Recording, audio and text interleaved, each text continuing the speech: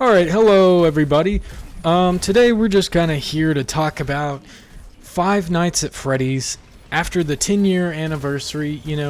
What our thoughts are about this new Steel Wool game. Because, like, seriously, guys, this is insane.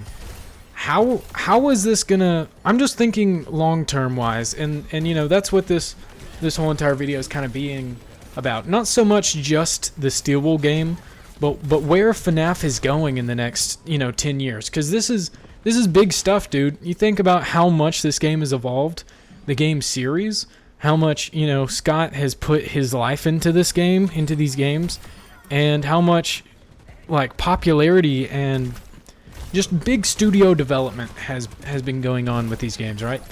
I think, and this is a little bit off topic, but Into the Pit is such a good game. I love it.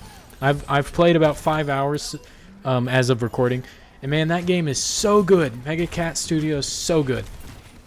These bigger studios have a hold of Five Nights at Freddy's, while of course you do have Scott still working in the background trying to make sure everything works right. So I think that the future, really, it depends on if Scott is overseeing all this stuff. I think Steel Wool could really go wherever, but I do think that their image is a little tarnished a little bit. They're gonna really have to, in my opinion, gain trust back with the fan community of Five Nights at Freddy's, because Security Breach was good, but it didn't deliver exactly what people were expecting. There was a lot of harsh criticism that it wasn't scary. There were a lot of glitches, day one, different stuff like that, and the aesthetic was a little bit more childish. And then you go with Ruin, and I think the consensus, the idea behind Ruin and what everyone kind of thought was pretty much the same. Ruin really was like just a comeback. It was like, okay, listen guys, you might not have loved the OG game, and we might have messed up by bringing Springtrap in there. We've resurrected this man to death, but guess what? We can fix that, and here's how. Fans are absolutely stoked about seeing, the past of FNAF. We've been talking about this since the first game. We've talked about the past of Five Nights at Freddy's forever. And so it's very interesting to see where this is going to go. I do think it's an interesting idea, though, to take the Mimic to be your main character of choice. I'm almost curious, like, if Scott is like saying, not necessarily just Scott, but like if this is specifically the Mimic has some overall importance to not just the new games, but also the older games. Because it seems like if we're going to be going back in time, that has to be why. He has to be some sort of key to the past.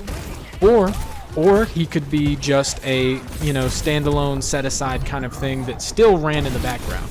I'm just curious how it's going to go from there, because it's very intriguing to me to have a game solely based on him. Not that he's a bad villain, but I just think we don't know much about him, right? So I think that's what this game is going to try and explain to us. And I'm very intrigued by the future of the games.